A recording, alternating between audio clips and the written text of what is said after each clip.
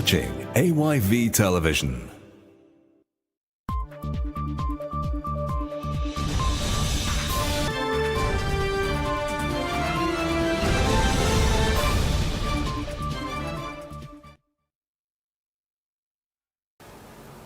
From a broadcasting house on Wesley Street in Sierra Leone's capital, Freetown, this is Primetime News on AYV TV and radio. You're watching us on channel 33 and listening to us on frequency modulation 11.7. I am Edima Conte. Let's start with tonight's headlines. Anti-Corruption Commission arrests teacher over alleged examination malpractice. A teacher in custody. This teacher, one WAEC supervisor gave him papers to mark on his behalf. High Court issues interim injunction against 2 APC executives. Susan's Bay community turns to grassroots disaster preparedness. If the disaster team can come out and do cleaning, mitigation, they do and they reduce the dirty. Now for the full news.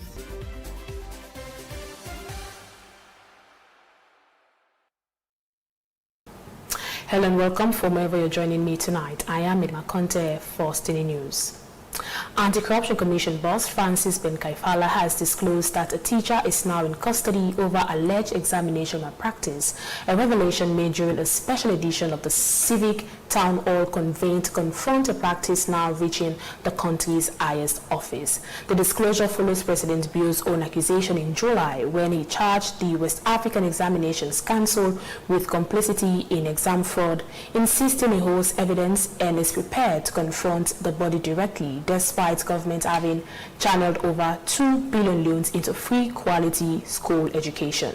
According to Kaifala, the teacher entrusted with marking exam scripts allegedly exploited that access to extort parents for their children's results. Here are the highlights. Right now, we have a teacher in custody. This teacher, one WAEC supervisor gave him papers to mark on his behalf. Talking about there. So WAEC supervisor, they give WAEC give papers there for mark. They intake the paper there, give one teacher to help her mark. The teacher take the paper there, put the envelope on their arm, they go from house to house, they knock on the parents' door. And say, parents, you begin Nancy sit NPSC, not to sue, you say yes. I get a paper now. I want 300,000 euros and they make Nancy take that paper back today.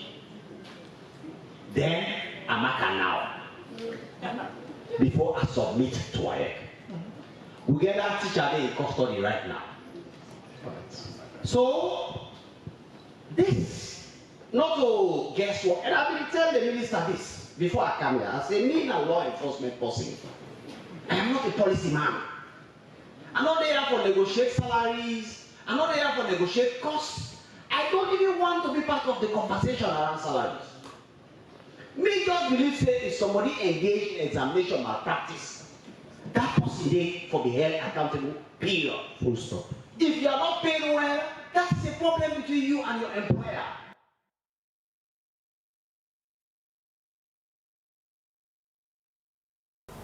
Susan's Bay is one of at least 68 informal settlements now dotting Freetown's coastline, a replica of communities repeatedly battered by flooding, where poor drainage and indiscriminate dumping ground are already precarious existence. But residents are shifting toward a grassroots model of disaster preparedness following the establishment of a community disaster management committee. Now, the committee's immediate target, Little Creek, the waterway separating Susan's Bay from Mabela, and one of the primary conduits through which flood water surges into the community.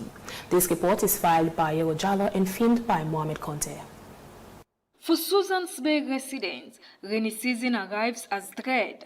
At the community center site, Little Creek, a channel residents say grows more choked by the season with garbage and debris cascading down from the hills. Locals have coined their own early warning slang for the incoming refuge, Obama. with the cry Obama the cow, sending people scrambling for higher ground. Behind the slangs lies a genuine hazard. Because anytime we rain season they come, if a disaster team they can come out and do cleaning, mitigation, they do and they reduce the dirty for letting go branch. Because if you don't know reduce that, that's my biggest challenge for we. And every year, for we in the community, Susan's Bay, this big gutter here. And in order to only I stop, it starts from here, say go Bambaraton, say right up college.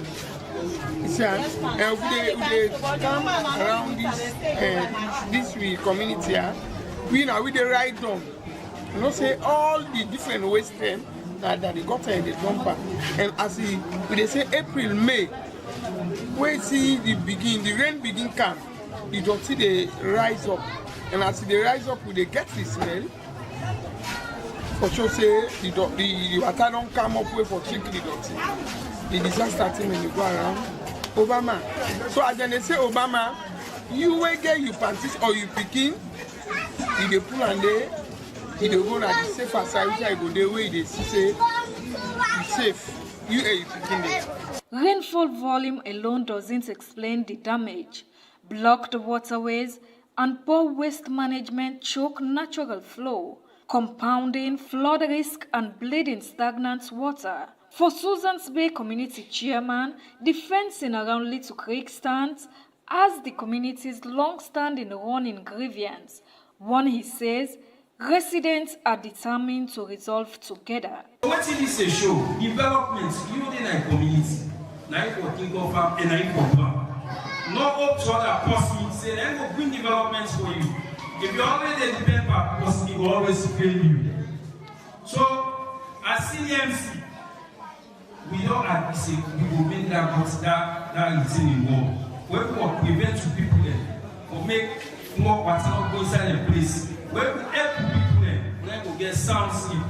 Officials from FCC and the National Disaster Management Agency laid out priority concerns before the work begins. From human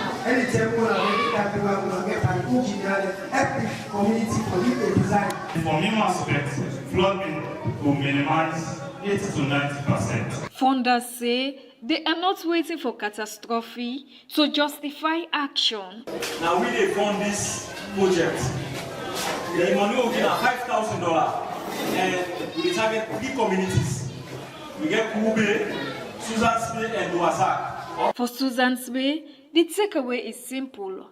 Rainy season shouldn't be synonymous with disaster. From Little Creek to the hillsides above, residents are betting that stronger drainage, disciplined waste disposal, and organized preparedness can finally convert years of exposure into resilience. Yero Jalo, AYV News Freetown. Now, despite widening access to education, Sierra Leone's early grades continue to conceal a stubborn crisis. The country's overall literacy rate sits at just 48.6%, and Brookings research put it among the majority of low-income nations, where more than half of children still cannot read proficiently by age 10.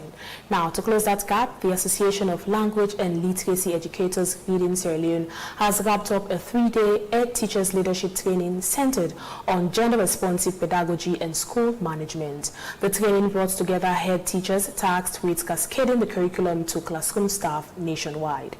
AYV's Isa Bangura report with footage by Daniel Fobi. The early years of schooling are the foundation on which every subsequent stage of learning rests. But even as enrollment climbs, mastery of the basics lags dangerously behind, a gap this training was designed to confront head-on. This is a 3-day training that we cater for the head teachers in the primary school section. The training focuses on leadership. Why we selected the leadership of the schools? Because we want to tackle the poverty in education. So we mainly focus on gender responsive and school management systems. This is because looking at the educational system in Sierra Leone, for us to tackle the problems that we've been facing in the primary schools, we have to deal with the leaders, because without the leaders, we'll not be able to solve the problems that we are facing in our schools. So for the 3-day session, of course, today is the last day. As you can see, they are doing their material creation. The first day and the second day, we dealt with of course, for everybody to know about gender, they must know the concepts about gender and what gender is all about, and how they can be responsive when it comes to pedagogical skills and how they can overcome some of these gender issues in their schools.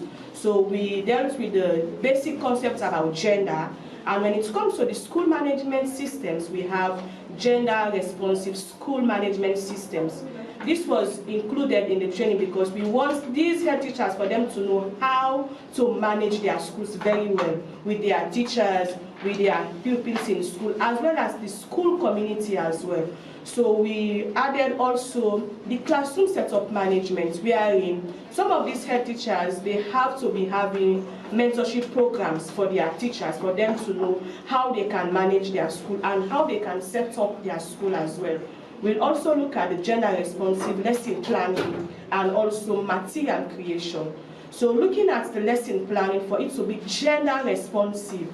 Beyond theory, the curriculum covered tangible classroom mechanics, room setup, lesson sequencing, and adapting local materials to make instruction more accessible and engaging for pupils. Head teachers now carry the mandate to relay this training through their own staff rooms, embedding it school by school.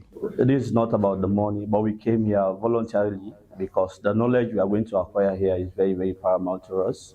And by taking it to the schools, we are going to have a very good foundation learning because the educational system of the kids starts right at the daycare or nursery levels. So by the time we got a very good foundation there, going up to the upper classes of the primary school, we are going to have an effective learning and excellent results at the end of the day. And for what we have learned from TOL here, we are going to implement it in the school, that there are some synonyms we normally use in the classroom, identifying or calling out kids, especially those we refer to as he or she. We have learned here that by going back to our classrooms, educating our teachers that we should not discriminate while asking questions or that are delivering or teaching in the classroom. It's really essential. As for the international school, our foundation is based on what I came for. The program I've come here for, that's what our foundation is based on. So it's not new to me because we have been practicing it. It's just like adding more ideas to it. We include gender, disabilities in our educations. So it's not new to us. We are just continuing it. I'm going to improve more, especially on my teachers and the pupils in the school. All the new ideas I've got here, including my old ones, we're going to implement them so that we'll become a specialist in handling the pupils in the class. As Sierra Leone continues to expand the schoolhouse door, stakeholders insist what happens once children are inside matters just as much. For a generation still catching up on the basics, literacy and numeracy in these earliest grades remain the difference between promise and paper enrollment. Issa Bangura, AYV News, Freetown. Now, according to motorcycles data, Sierra Leone counts more than 200,000 active commercial riders in 2025. Part of a nationwide bike riding workforce, the UN estimates at 1.2 million, nearly a fifth of the entire population, and a lifeline for a country where those under 35 make up roughly 80% of citizens. Yet for many of these riders, the daily grind to sustain themselves and their families remain a battle against both the elements and economic hardship.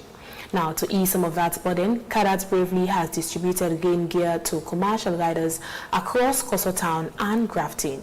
AYB's Abubakar Sidiki Jallo has a report with footage by Esther Bangura. Cadet Bravely has launched another round of welfare support for commercial motorbike riders, distributing weatherproof gear across Koso Town and Grafton. Company representatives say the initiative sits close to their production base, framing it as charity beginning at home. If at the community we come to this, and then we do all with productions there. So charities begin at home. So we want to try to give out first our community before we go out at large. Management describes the support as part of a wider commitment they intend to scale up, eventually extending to the provinces. We are distributing the bike umbrella then. The free they give them free, we know they charge them anything for the community, for the Grafton community and the Dual community. Because of the rain, the people they struggle, they come inside the rain when the rain is coming. So we are helping them with the umbrella. This is the second time because we can give out umbrellas, even beach umbrellas, so small traders them when they send us street. But for the bike umbrellas, then are the second time we don't do umbrella because we don't do personal only. We get intention for do more even beyond Freetown, as far as the village. For the riders who face the elements daily, the intervention lands as a genuine financial redemption. Beneficiaries voiced gratitude, noting that comparable equipment on the open market carries a price tag most working riders simply cannot sustain. And of course, I feel happy because most of the bike man there, then they constrain, they don't get umbrellas. And actually, back the person that they name at constrain. So today when I call the umbrella there, I'm so happy for me bike man there. As they see them now, they hear me, they're all happy. So you can get a free bra. The 500 are occupant, and the host wife, the family, and resourcing within a family. Regularly. For them, I pull 500, 450, go buy umbrella. And somebody can volunteer, give umbrella for free. Really good. For riders like Ibrahim Bangura and Abubakar Kamara, the gesture means one thing: keeping the engines running and their households fed. I get 3 picking and they all up at the bike and then if I not come out for the day, I'm not going to get. And I rather pay the school fees and do any other app. Send it for the back. Me, I'm married man. This, very long need to. This umbrella, I determine for her to make her take care of the own. Because if you need KJ, I know to take care of the own. Because one person they can go. And they go from there, if the red passenger where umbrella they leave. Yet beyond the immediate relief of rainy season equipment, deeper structural obstacles continue to shape the daily reality of commercial riding regardless of season. The challenge is the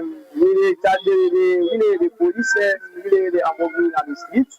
Then we get accident, severe accident in the streets. And most of the leaders they are not expecting as bike man, they did not win a street. As these riders contend with the twin pressures of economic precarity and volatile weather, grassroots corporate partnerships like this one offer a vital cushion, keeping the capital's arteries of movement running. Abubakar Siddiqui Jallo, AYV News, Freetown. Now, for decades, small-scale business women in Sierra Leone have relied on traditional methods to save money, such as keeping cash at home or participating in Ususu schemes. But concerns over the safety and security of these savings continue to pose a major challenge. To provide a safer and more structured way for market women to save, J-Man Insurance Company has introduced the Kumbra Savings Scheme, targeting women engaged in businesses across local markets. The scheme is designed to encourage market women to save regularly while providing them with an opportunity to protect their hard-earned money and earn interest on their savings. During the last Kumbra Savings raffle draw for market women, the CEO of J-Man Insurance Company said the scheme is not only about profit-making but also forms part of the company's commitment to giving back to society. AYV's Issa Bangura reports with footage by Daniel Fubi. For many market women, saving money is an essential part of running a small business. However, limited access to formal financial services, some continue to depend on informal methods of saving. The Kumbra Savings Scheme is seeking to change this by providing a platform where market women can save their money while benefiting from interest and other incentives. During the raffle draw, beneficiaries gathered to celebrate the initiative and the opportunities it provides. We look at Sierra Leone, but good time, we know they save, not so. What will they save before? Nobody. All time, we say self, they look and say, money or they think stronger for save, we're not able to save. Also, so we begin doing with staff them. We talk to ourselves. We begin saving small. So by talking, other group of people that come meet me and say, but they are one layer you extend this to because them don't see the good. You know, like you say, reserve makes America Good. So they say family strong. So when they talk to me, now I say, okay, I go to me CEO. I say, pa, then people there can call me, say, let go talk to them so that themselves will be involved in this sales. Now I say, hey, he say, you say, you know, so constituency na Kuto market. He say, for start na Kuto market first. And then for benefit for anything we get, because I didn't know our community. So,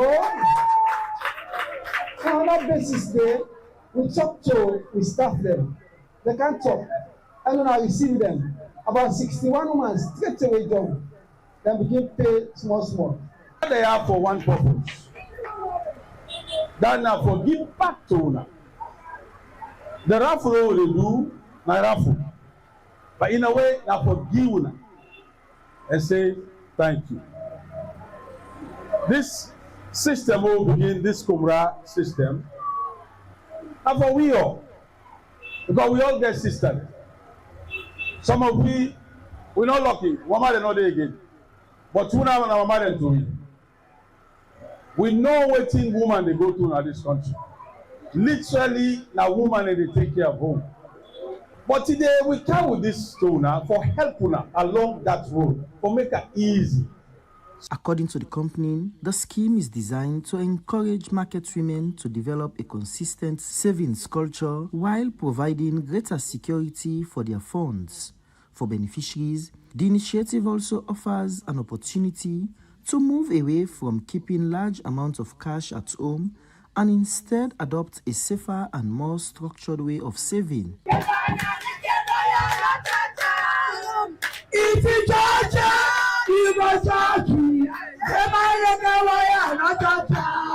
In total, over 60 beneficiaries qualified for 35 raffle slots, with each winner receiving a package that included a t-shirt, school bag, umbrella, 1 gallon of cooking oil, provision bag, apron, mathematical set, water heater, and a 25-kilogram bag of rice. Organizers say the broader objective is to promote financial inclusion among women engaged in small-scale businesses and give them greater confidence in managing their income. The initiative comes at a time when encouraging women to save, invest, and expand their businesses remains important to improving households' incomes and supporting local economic activity. And one for welcome on all. We go now with open hands. Una welcome at any time. Yeah, I dey encourage me company Makituma and them. Una will not join it. Into una yeri. This is a good thing. When you save, you no go know how saving fine. Pass something with you. Now you go know say saving is very important. So I dey encourage we all. Yeah, babe, you will not be joined. No one can join one day, yeah? As small market women seek reliable ways to protect their earnings, initiatives such as the Kumbra Savings Scheme could provide an alternative to traditional savings methods. But the challenge remains to ensure that more women understand the benefits of structured savings and have access to financial products that meet their needs. Issa Bangora, AYV News, Freetown. Well, this is Primetime News on AYB TV and radio. Stay tuned for more stories after the break.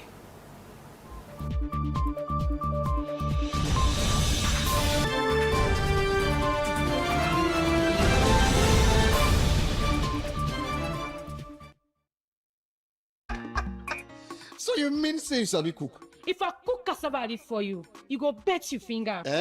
Cassava leaf? Na my favorite place as than dey. If not a way you dey in hurry, I for don't cook am for you. Me? Dey in a hurry? Who you call cassava leaf? Get outside you go. I don't cancel all team. Go cook. Any problem? Me? Problem? Will I go cook the cassava leaf for you? Wife material. Bamako, 40 yards. Na me. Share and carbon.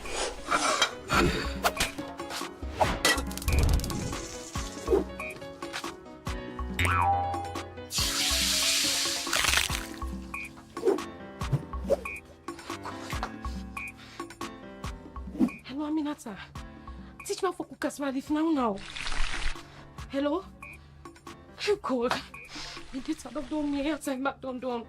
Hey me. Adoko call me bongo. Run out of airtime or data? No worries at all. You can now buy airtime or data for yourself or others using AfriMoney. Dial *161*3# now.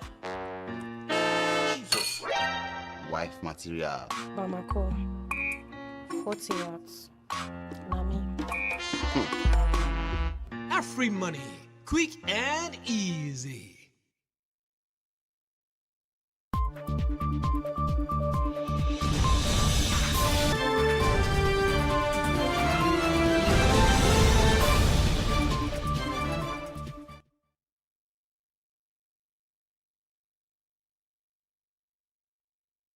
Welcome back. I am Edima Conte and this is AYV's Primetime News. Thank you for joining us tonight. Let's take more stories. Work is underway to rehabilitate Model Old Road and one of Freetown's key roads after years of deterioration and congestion. But while the project is welcomed by drivers and traders, residents say several connecting streets like Edward Lane and the old railway line bridge remain neglected. Abubakar Siddiqui Jallo reports while Chedo Darami shots the pictures. Right here on Model Old Road, rehabilitation work is on the way. After months of potholes, traffic gridlocks, crews are finally on site to fix these roads for Freetown commuters.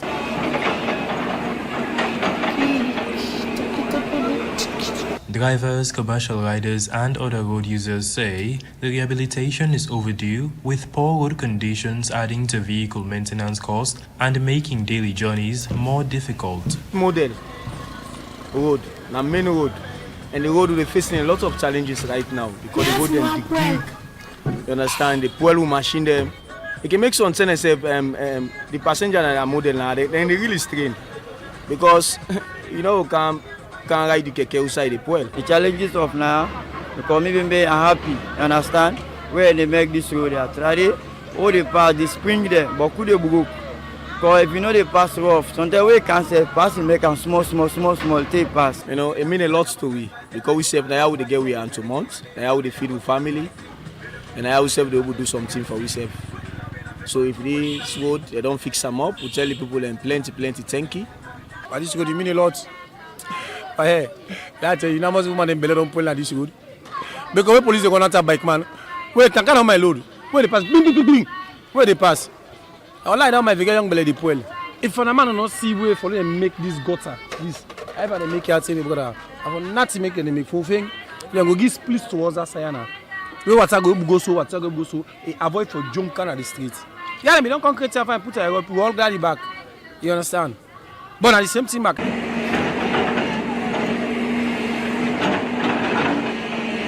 But while one road gets attention, another critical link remains short, as just a few weeks ago, the old railway line bridge was closed down. And since then, nothing. No restoration efforts, no crews, no timelines. Well, old railway line bridge, now bridge we can always discuss with some of the keke rider there, with some passenger themselves. Because now you expect a school no pay to the kind of traffic where they block service streets, pass some keke them, or some motorcar they use the Kingston Bridge. So they find out say the traffic is too much now and school not pay it. We say they plead for me railway line bridge try for make because if you don't make the school open, it will be very challenging for the passenger and we self with the keke man there. We're ready for it as long as they do the right thing and make our lane be comfortable for we and the school picking them because school they can open and all and a main way and all, you know. This remains a concern for many Freetown residents as schools are set to reopen in September. Abubakar Siddiqui Jallo, AYV News, Freetown. Still on the rehabilitation of roads, following mounting complaints from drivers, bike riders and traders over the prolonged closure of the old railway line bridge with little visible work to show for it, AYV put those concerns to the Director General of the Sierra Leone Roads Authority, Engineer Alfred Jalil Momodu, and National Coordinator of Civil Society in Service Delivery, William Saulamin, on its Wake Up Sierra Leone program. The SLRA says it has built or rehabilitated 442.86 kilometers of road and over 56 bridges since 2018. But the Director General himself concedes 2024 saw progress stall, largely due to financial constraints that remain among the sector's biggest obstacles. AYV's Maya Matomi followed up. Momodu counters that work has already extended the Savage Street Bridge and added pedestrian walkways, and says procurement for further funding is nearly finalized, though he doesn't explain why bridges were shut before the financing was secured. So therefore, we've had engagement with government. In fact, because of the required funds, we have not only engaged the road maintenance fund, we have also engaged the Ministry of Finance. So we are doing a two-track approach to see how resources could be put together, and then see how we could move forward to do this rehabilitation. That's the worst case, and then the best case, a reconstruction, which is actually our desire. Currently, we are at the point of concluding our procurement process. So once that's concluded, we revert back to our expected financiers. And then For civil society, William Saulamin says concerns over the state of Freetown's road and bridges are not new and should not be attributed to one particular government. He says as the country's capital, Freetown should reflect the status of a capital city. And so therefore, because this is the capital city, must have that look as a capital city. But I will tell you for free, it's shameful. And these are old age bridge that has been expired for over 20 years now for me. For us, some people have to suffer for others to enjoy. You have to do some demolition.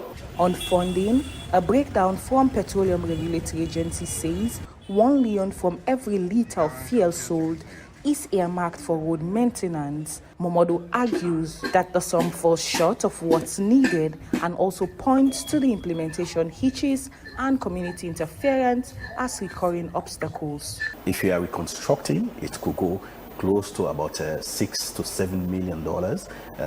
Because what we are going to do now, we have to be futuristic, expanded, and the quality should be one that will actually stand the test of time, about a century or so. So that's what we'll aim at. But in terms of rehabilitation, we are targeting something like between $1.5 to $2 million. This was a railway, bridge that was converted into vehicular bridge, right? Okay. So which means in the first place, it was not purpose designed, but however, for the sake of necessity. So it means with the explosion of traffic in recent times, and with the climate change, but worst still is with the human activities around there. Its deterioration was accelerated. With commuters and businesses still absorbing the cost of the closure, the real test is whether new procurement will make up for last year's funding slowdown. For now, even SLISA's own director can't say when or if the money needed to reopen the old railway line bridge will materialize. Mariam Atomi, AYV News, Freetown. Now in a court update, the Honorable Justice Adrian Fisher of High Court No. 1 has issued an interim injunction restraining Usman Fode Ansane and Lansana Dumbuya from holding themselves out as executive members of the All People's Congress APC or performing functions reserved for the party's national chairman and leader and national secretary general respectively. The order was made after an ex parte application was heard in the judge's chambers. The court order also restrained the party's executive members from holding or convening executive meetings, taking part in or superintending the affairs of the APC, carrying out functions associated with the day-to-day running of the party. Our court reporter Sheku Mohamed Sila tells us more. The injunction instructs that whosoever disobey this injunction may be found guilty of contempt of court and may be sent to prison or fine, or asset may be seized.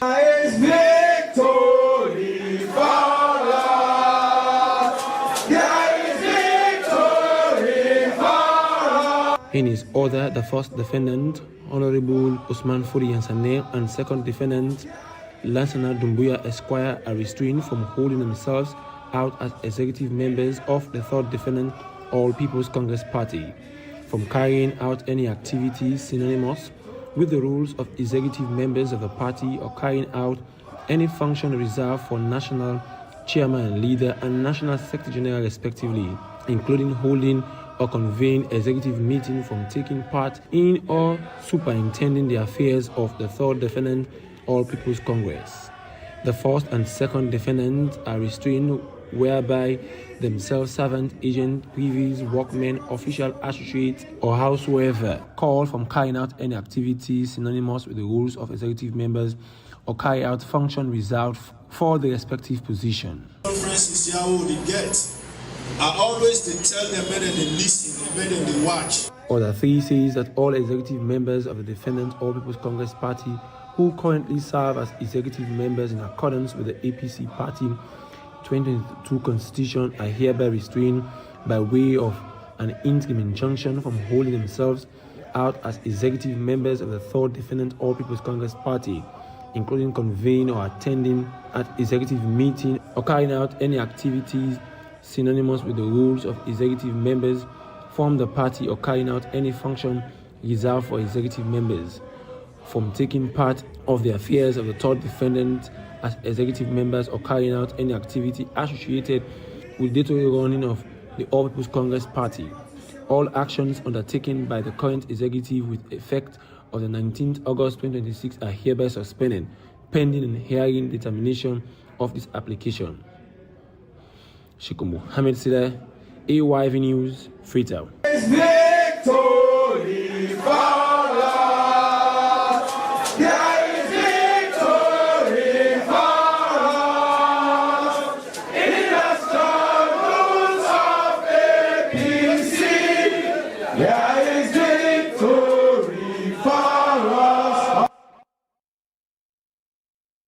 Now in entertainment, a fresh cinematic collaboration between Sierra Leonean and Nigerian creatives is set to grace Freetown screens this weekend on Kani Love, an upcoming feature helmed by Nigerian filmmaker and executive producer Chineye Ulagwu unites talents from both nations at a moment when cross-border partnerships continue reshaping opportunity across Africa's creative economy. The premiere lands August 29th at Golden Beach Cinema with a public screening following August 30th at Miata Civic Center. Emanuela Lewis reports. West Africa's creative exchange takes another stride forward with the release of Uncanny Love, fronted by Ulegbu, alongside the cast including Sierra Leonean actor Peter Komba, Emanuela Iloba, and Nigerian actor Nonso Emmanuel. Komba describes the production as a formative experience, crediting Shokolov Crips International for backing its rise to fame. Support, he says, has been instrumental, propelling him to what he now calls superstar status. He's urging young creatives to remain devoted and disciplined as they chase similar breakthroughs. Let's just use this time for say thank you to Crips International. Because honestly, I don't think say if Crips had not been at the picture over there. So, Mr. Shoko, thank you so much. Of course, the executive producer na Chineye, and I don't think say anything where Chineye involved her get for be bad. Everything they be good because she is a good person. When you get clean out for somebody, anything you put on par, they glow, and the experience be good. We or 3 days on set, we get another one. We're not able to make them. Also, that'll be good experience for every single person on set. I don't think so anybody will come out and say, get good time on set. The project has also sparked broader dialogue on self-generated opportunity within the industry. Mr. Afam is urging emerging talents to harness the tools already at their disposal, social media chief among them, rather than waiting to be scouted. His advice is to start producing immediately, build an audience organically, and articulate ambitions with clarity. He cites Komba's trajectory as a blueprint worth studying. Something that Peter Komba did that is so unique that every creative should learn. Peter Komba met with opportunity and he fly, but he was not sleeping in the house. Before Peter Komba came to Nigeria, he had already 2 million followers plus on his TikTok. That means he was working, not waiting for the opportunity to come, but preparing for the opportunity. You can't go and sit down in your parlor. You can't say, I'm a good actor, I'm a fantastic actor, and you're not doing anything to help yourself. No producer, no EP will want to waste his money. If I want to do a movie in Sierra Leone, I need people that are popular. I need people that can bring something in the table. I cannot put $5,000, $10,000, $20,000, $40,000 to make a film, and I'm not going to make my money back. No. For Ulebu, the reception from Sierra Leoneans has given her fresh cause for celebration. She calls Uncanny Love an exceptional production and says the warmth she received locally as her contemplating further projects tailored to Sierra Leonean audiences. An affection, she says, worth honoring with continued output. Seeing love, people love me from another country that I have never visited just because of my friendship with someone from there, and it just grew. Half of my fan base are here, half of my fan base is in Sierra Leone, it's in Freetown, and I said, why this much love? The love is too much online, and when my movie drops, the love is too much. They are watching, they are sharing. In the media space, people are monetizing everything. Before they post you, they want you to pay them. Before they promote your movie, they want you to pay them. But not people from Sierra Leone. They will love you without asking for anything. The VIP premiere unfolds August 29th at Golden Beach Cinema, with the August 30th screening at Miato Civic Center thrown open to the wider public.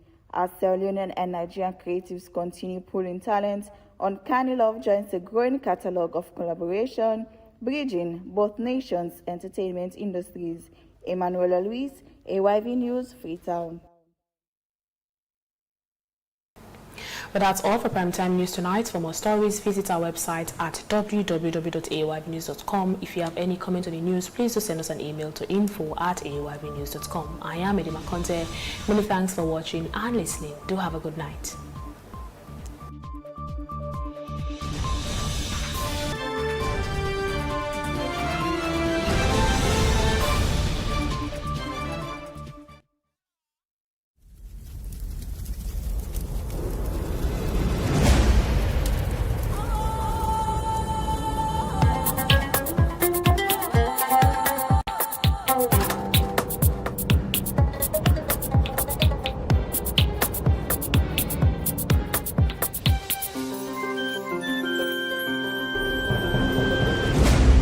You're watching AYV Television.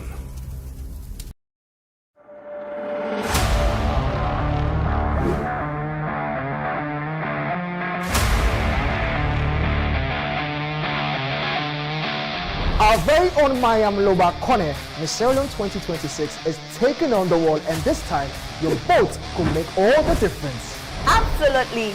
Mariam has officially entered the Miss World People's Choice Award, and Sierra Leoneans at home and abroad are being called upon to rally behind our darling queen. And of course, voting is very simple. You can get one FREE free vote online plus another free vote through the One Zone app. And voting is so easy and fast. First, download the Eventista app or visit the official voting platforms. Once you are in, register or sign up and then select Africa continent. Now comes the most important part. Look for Mariam Lobakone, Sierra Leone, selector, and cast your votes now. It's very simple, don't waste time. And remember, this is more than just a vote. The Continental People's Choice winners will earn direct entry into the top finalists. So, salute people! Please don't sleep on this one. Round 1 of the voting closes on the 4th of September 2026, and every vote counts because the points Mariam earns will be carried into round 2. The crown is on our head, but the power is in your hands. Vote Mariam Lobakone for Miss World People's Choice, and let's take Sierra Leone to the top. You can still support Mariam through the mobile money numbers provided by our team.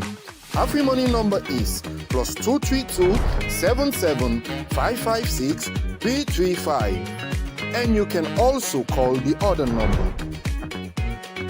Please note that you can vote as many times as you wish throughout the voting period. Visit the app and website regularly